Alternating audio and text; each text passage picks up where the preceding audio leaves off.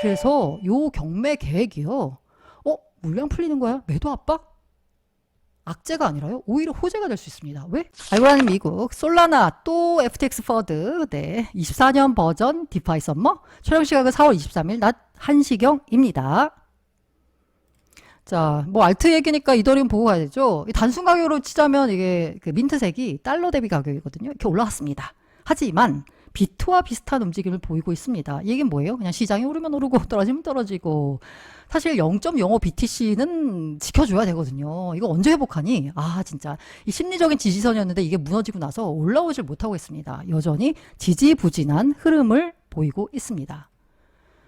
그리고 이스라엘발 하락에 그런데 어떤 고래가요 저점 매집 성공했다라고 했거든요. 지정학적 위기 때문에 여러 가지 코인들 가격이 전반적으로 다 밀렸죠. 이때 일시적으로 급락하자 특정 고래가 평단가 2,925달러 3,000달러 밑에서 무려 3,000개가 넘는 이더를 매수했습니다. 와, 이 고래 누굴까요? 스마트한 고래인데 이 고래 믿어도 될까요? 게다가 저스틴선, 우리 크립토 업계에 정말 이 명언을 보여준 분이죠. 살아남는 자가 강자다. 네. 생존하는 자가 강자다를 보여준 저스틴선. 2월 이후에 8.9억 달러 이더를 매집했다라고 합니다. 이 저스틴선의 초기 발현이 됐는데 그렇다면 지금이니? 라고 한번 질문해 볼 수 있겠죠. 그런데 여기서 FTX가 또 팔았습니다. 1440만 달러 어치의 이더를 바이낸스와 코인베이스로 입금했습니다. FTX가 가장 많이 들고 있는 건 솔라나죠. 그런데 솔라나 같은 경우에는 락업이 걸린 물량입니다. 이더는 락업이 없어요. 그러니까 이 채권자들한테 돈을 나눠줘야 되죠. 어떻게 하고 있나요? 이더리움은 락업이 없으니까 거래소로 보내서 자꾸 팔고 있습니다. 와, 뭐 계속 팔고 있네. 지난 3월 이후 해당 주소가 중앙거래소에 2만 개가 넘는 이더를 입금했습니다. 이제 그만 좀 입금했으면 하는 바람입니다. 자, 그리고 우리가 이더리움에서 기대할 수 있는 가장 강력한 호재 5월 이더리움 ETF 승인. 비관론이 확산되고 있대요. SEC와 이제 비트코인 ETF의 전철을 봤을 때 발행 직전에 SEC와 운용사 간에 굉장히 활발한 의사소통이 있었어요. 그리고 굉장히 많은 회의가 오갔습니다. 그런데 이더리움의 경우에는 SEC와 회의가 없다는 거예요. 이 얘기는 뭐다? SEC가 발행해줄, 승인해줄 생각이 없다. 라고 해석된다라고 합니다. 이 얘기를 이제 전문가들이 분석을 내놓고 있고, 게다가 이 최대 예측 시장 폴리마켓을 보니까 5월 달에 이더리움 ETF가 승인될 확률 11%에 불과한 것으로 나타났습니다. 이게 비트코인 ETF가 승인될 때, 그러니까 지난 1월에는 요 이더리움 ETF 5월에 승인될 거야. 확률이 70%가 넘었거든요. 그런데 오히려 승인 날짜가 다가올수록 점점점 승인 확률이 떨어지고 있습니다. 과연 승인이 될지, 승인을 통해서 상승 모멘텀이 나와줬으면 하는 바람인데 어떻게 될지는 지켜봐야 될 것 같습니다. 다만 고래들은 사고 있다라는 점. 솔라나 보실까요? 일단 어쨌든 간에 뭐 비트와 비슷한 흐름을 분지고 있는데 달러 대비 가격도 오르고 있고요. 어쨌든 바닥은 좀 찍은 모양새가 나타나고 있어서 그나마 다행은 다행입니다. 게다가 솔라나의 조정을 갖고 왔던 가장 큰 문제가 네트워크 이슈였죠. 트랜잭션 4개 중에 3개가 실패했습니다. 그런데 이제 그 문제를 이제 업그레이드 한다라는 거거든요. 대분의 재시작 성공, 클러스터 곧 정상화라고 해서요. 이제 솔라나 네트워크를 정상화할 수 있도록 여러 가지 개보수 작업이 이루어지고 있다라는 거죠. 이제 가는 걸까? 궁금해지는 와중에 이런 얘기가 또 나왔습니다. FTX가 들고 있는 솔을 경매할 계획이다 라는 보도가 나오면서 이 제목만 놓고 보자면 야, FTX가 솔의 가장 큰 후원자인데 얘네가 들고 있는 솔을 판다고? 야, 그렇다면 솔라나 가격 떨어지겠구나 라고 생각할 수밖에 없어요. 근데 요거 잘 봐야 되는 게 뭐냐면 당장 안 풀립니다. 자, 아까 이더리움 같은 경우에는 그냥 거래소로 보내서 팔았죠. 왜? 락업이 안 걸려 있으니까. 채권자들한테 돈 나와줘야 되는데 뭐 거래소 보내서 팔아야죠. 솔라나 같은 경우에도 만약에 뭐 어떤 제한도 없는, 매도 제한이 없는 솔라나다라고 하면 거래소로 보내서 팔았을 거예요. 그런데 이걸 왜 경매에 붙여? 시장이 이미 형성돼 있고 거래량이 나오고 있는데 뭐하러 팔 수 있는 물량이라고 하면 경매에 붙이나요? 이 솔라나는 락업이 걸린 물량입니다. 이미 앞서서요. 2천만 개, 2,500만 개에서 3천만 개 락업된 솔라나를 VC들한테 넘겼어요. 넘긴 가격이 얼마냐? 64달러에 매각했습니다. 3분의 2 정도를 64달러에. 지금 가격 생각하면 너무 싼데? 라는 거죠. 왜 너무 쌀까요? 바로 이겁니다. 이 솔라나가요, 당장 시장에 팔 수 있는 게 아니라 25년부터 4년에 걸쳐서 차례차례 락업이 풀립니다. 그렇다라고 하면 왜 64달러냐? 기본적으로 시간을 가격 할인과 교환한 거다. 당장 못 파는 대신에 미래의 가격이 어떻게 될지 모르니까 할인해서 줄게 라고 해서 경매 참여한 업체가 판테라 캐피탈 갤럭시 트레이딩입니다. 그런데 이번에는 보시면 아시겠지만 경매에 붙인다는 거잖아요. 경매 참여한 게 아니라 이들이 이제 우리가 사겠다라고 해가지고 들어왔어요. 아마 이 거래 계약은 솔라나 가격이 많이 오르기 전에 이루어진 계약일 겁니다. 그 계약이 최근에 성사된 걸 거고요. 그런데 이렇게 업체랑 맞대면 해가지고 거래 조건을 하는 게 아니라 아예 경매에 붙이겠다라고 했어요. 경매에 붙이겠다라고 한 얘기는 뭐냐? 오히려 더 긍정적이죠. 왜? 파는 사람 입장에서도 그리고 사는 사람 입장에서도 시장 전반적으로 솔라나 가격에 대해서 뭔가 더 64달러보다는 더 많이 받을 수 있을 것 같아 라고 하는 전망이 기반에 깔려 있다는 거죠. 권리를 살 수 있는 기관 투자자들이 64달러보다는 높은 가격의 솔라나가 앞으로도 형성될 거다, 가격이 형성될 거다 라고 전망하고 있기 때문에 그 전망 높게 보는 기관 투자자한테 이 락업된 솔라나를 넘기겠다라는 거죠. 그래야지 최대한 우리 채권을 회수할 수 있는 거니까. 그래서 요 경매 계획이요. 물량 풀리는 거야? 매도 압박? 악재가 아니라요. 오히려 호재가 될 수 있습니다. 왜? 기관 투자자가 솔라나에 대한 가격 전망을 긍정적으로 봤다라는 의미이기 때문에요. 그래서 걱정하지 마셔라 라는 말씀 드리고 싶습니다. 그리고 제가 요새 많이 이제 해외 뉴스나 뭐 여러 가지 뉴스를 많이 보니까 알트코인 중에 가장 많은 뉴스가 나오는 게 바로 이 톤입니다.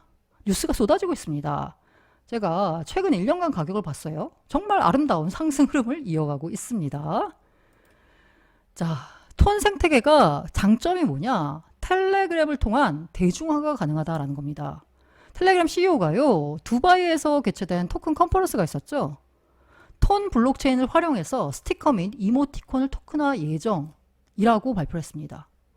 이걸 비유하자면 카톡에 있는 그 이모티콘을 카카오 코인으로 산다는 거예요. 굳이 말하자면 클레이라고 볼 수 있나? 클레이라고 말씀드리겠습니다. 클레이로 사게 한다는 거예요. 이러면 진짜 그야말로 매스 어답션인가? 라는 생각이 듭니다. 이러니까 굉장히 주목을 받는 거죠. 게다가 매스 어답션을 하려면 톤코인 자체는 가격 변동이 있으니까 사실 교환의 매개로 쓰기엔 불편하다라는 이의를 제기하는 분들도 있죠. 그러다 보니까 그럼 우리가 톤 기반으로 USDT도 발행하겠다라는 겁니다.